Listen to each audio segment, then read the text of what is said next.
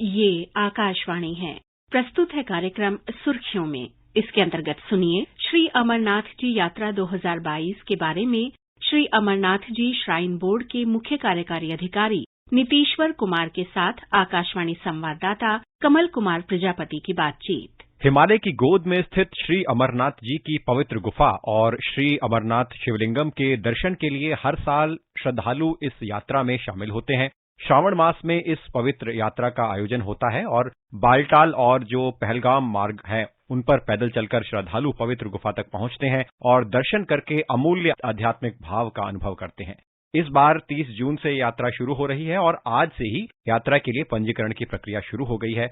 नीतीश्वर जी, Covid महामारी के कारण हमने देखा कि वार्षिक अमरनाथ यात्रा पिछले 2 वर्षों में आयोजित नहीं हो पाई, स्थगित रही। ये सुखद है कि अब महामारी का जो प्रकोप था वो लगभग समाप्त हो चुका है और अमरनाथ जी श्राइन बोर्ड ने इस वर्ष की यात्रा के कार्यक्रम की अब घोषणा कर दी है। लेकिन पहला सवाल कोविड को लेकर जो आशंकाएं हैं उसके बारे में ये है कि महामारी का दौर समाप्त होने के बाद ये पहला बड़ा आयोजन है। यात्रा के दौरान कोविड से बचाव के लिए श्राइन बोर्ड की क्या योजना है? देखिए, सबसे पहले तो अमरनाथ जी की यात्रा के लिए हम सबको आमंत्रित करते हैं और 2-3 बातें जो आपका प्रश्न है उस पर हम लोग रखते हैं अपनी बात कि जो स्टैंडर्ड एसओपी है वो फॉलो जो कोविड की होगी हम करेंगे।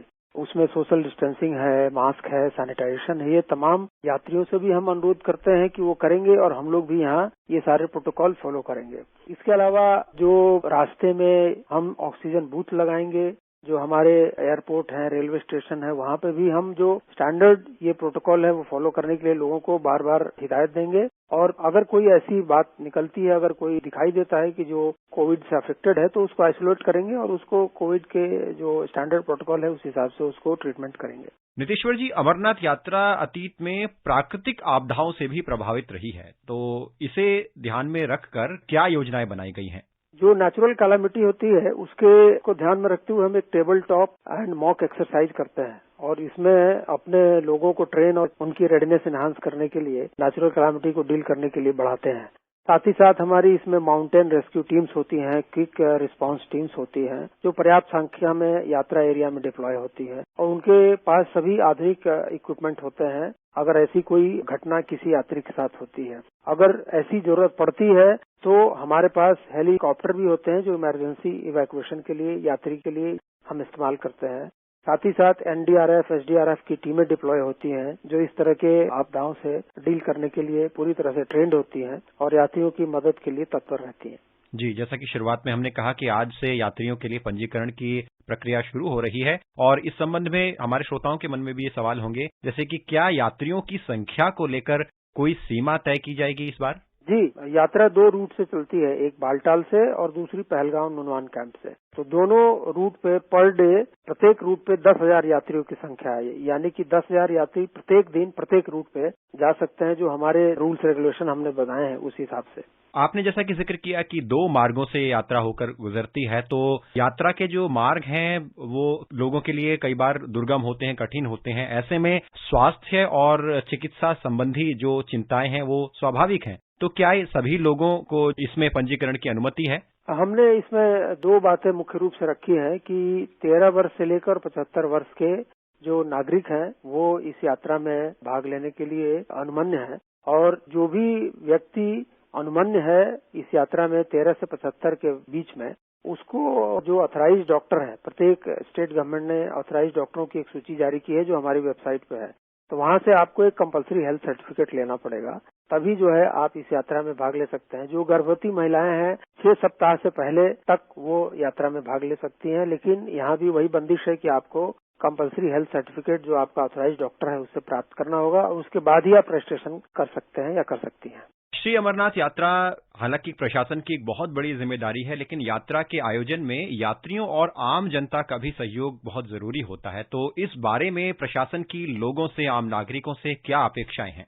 उसमें सबसे महत्वपूर्ण बात यह है कि जो हमने डूज और डोंट्स की एक सूची बना रखी है वो हमारे बोर्ड की श्री अमरनाथ जी श्राइन बोर्ड के वेबसाइट पे भी है, जो हमारा मोबाइल ऐप है जिसको आप गूगल प्ले स्टोर से डाउनलोड कर सकते हैं, उस पे भी उपलब्ध है। और जो हमारी यात्रा पर्ची होती है उसके भी पीछे हमने ये डूज और डोंट्स लिख रखे हैं। साथ ही साथ यात्रा मार्ग में जितने हमने साइन बोर्ड लगाते हैं उसमें भी हम ये डूज और डोंट्स जारी करते रहते हैं और लिखे रहते हैं। स्टैंडर्ड बातें होती हैं वो हम कहते हैं कि आप जब भी कोई इस तरह की यात्रा करते हैं तो अनऑथराइज ऐसी कोई चीज न करें जो हमारे यात्रा मार्ग में प्रोहिबिटेड है। जो हमारे लंगर के साथी हैं उनके लिए भी हमने डूज डोंट्स बना रखा है। जिन लोगों को परमिशन है वही आपके कैंप में रहेंगे। हमने जो दूसरी बातें वहाँ सैनिटेशन से जोड़ के रखी हैं उसमें भी हमने डूज और डोंट्स बना के रखे हैं, उसको भी फॉलो करिए। इधर उधर जो पर्यावरण को दूषित करने वाली चीजें हैं उसको न फेंकिए। हमने यथा निर्धारित स्थानों पे हमने डस्टबिन रखे हैं, उन्हीं जगहों पे जो कूड़ा है या जो इस तरह का चीजें हैं वो फेंके। और साथ साथ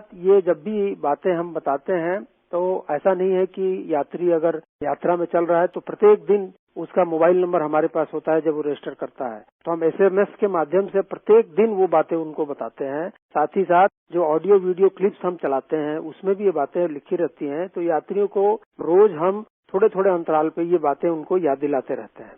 अभी 2 तारीखें तो हमारे पास हैं, एक तो आज की जब से कि पंजीकरण की प्रक्रिया शुरू हो रही है और 30 जून से यात्रा शुरू होगी। कार्यक्रम से जुड़ी कुछ और जानकारी विशेष रूप से हमारे श्रोताओं के साथ आप साझा करेंगे, कुछ तारीखों को लेकर या कुछ और महत्वपूर्ण बात? 30 जून से यात्रा प्रारंभ होगी और 11 अगस्त जो रक्षाबंधन है उस दिन यात्रा समाप्त होगी।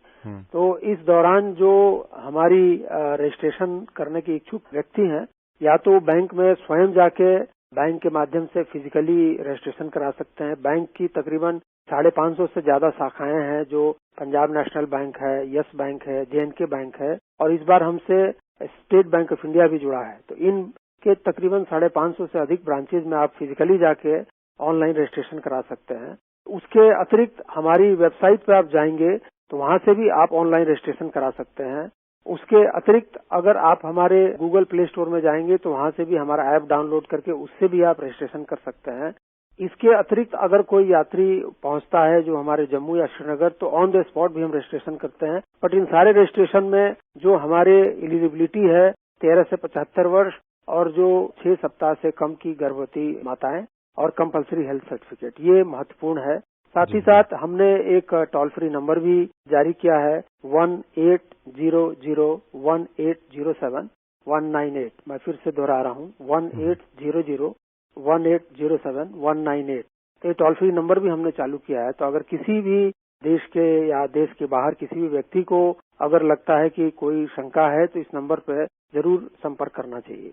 इस बार क्योंकि अमरनाथ यात्रा लंबे अरसे के बाद 2 साल बाद हो रही है, केंद्र शासित प्रदेश जम्मू कश्मीर के हालात भी बदले हैं। आपको क्या लगता है कि इस बार की यात्रा पिछली यात्राओं से किस तरह से अलग रहेगी? क्या कुछ बदलाव हैं संक्षेप में? देखिए 2-3 महत्वपूर्ण बदलाव हैं। हम RFID से ट्रैक करेंगे प्रत्येक यात्री को, प्रत्येक पोनी वाले को, जो भी व्यक्ति हमारे यात्रा एरिया में आएगा। दूसरी चीज, हमने इंश्योरेंस बढ़ा के इस बार 5 लाख रुपया किया है प्रत्येक व्यक्ति के साथ यदि कोई दुर्भाग्यपूर्ण घटना होती है तो। और तीसरा, जो प्रत्येक पोनी वाले हैं, पहले उनको हम सिर्फ 3 महीने के लिए इंश्योरेंस करते थे, अब प्रत्येक 1 वर्ष के लिए हम प्रत्येक पोनी वाले का, घोड़े वाले का, चाहे नेचुरल डेथ हो चाहे एक्सीडेंटल डेथ हो, उसके लिए हम इंश्योर कर रहे हैं। तो ये मोटी मोटी चीजें हैं। बाकी यात्रा में हमें उम्मीद है कि इस बार मान के चल रहे हैं कि लगभग यात्रियों की संख्या अन्य वर्षों से दोगुनी होगी। तो दोगुनी के हिसाब से हमने रास्ते में सारी व्यवस्थाएं कर रखी हैं, चाहे वो रुकने की हो, चाहे वो सैनिटेशन की हो, चाहे वो ड्रिंकिंग वाटर की हो, ये सारी व्यवस्थाएं हमने कर रखी है। इसके अतिरिक्त 2 बेस कैंप जो हमारे हैं, जहाँ से 2 ट्रेडिशनल रूट, पहला है जो पहलगांव का है और दूसरा रूट है जो बालटाल से है।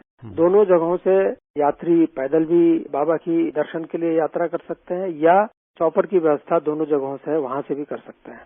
बहुत बहुत धन्यवाद आपका, आप कार्यक्रम में जुड़े और श्री अमरनाथ जी यात्रा से जुड़ी महत्वपूर्ण जानकारियां हमारे श्रोताओं के साथ साझा की। हमसे जुड़ने के लिए आपका बहुत बहुत धन्यवाद। बहुत धन्यवाद, नमस्कार। अभी आप सुन रहे थे श्री अमरनाथ जी यात्रा 2022 के बारे में श्राइन बोर्ड के मुख्य कार्यकारी अधिकारी नीतीश्वर कुमार के साथ आकाशवाणी संवाददाता कमल कुमार प्रजापति की बातचीत। ये कार्यक्रम आकाशवाणी के समाचार सेवा प्रभाग द्वारा प्रस्तुत किया गया। इसे आप हमारे mobile app news on AIR और हमारे YouTube channel news on AIR official पर भी सुन सकते हैं। इस कार्यक्रम के संबंध में अपनी प्रतिक्रिया आप हमें ईमेल कर सकते हैं AIRNSDtalks@gmail.com पर। इस कार्यक्रम को फिर से सुनने के लिए लॉग ऑन कीजिए हमारी वेबसाइट newsonair.nic.in।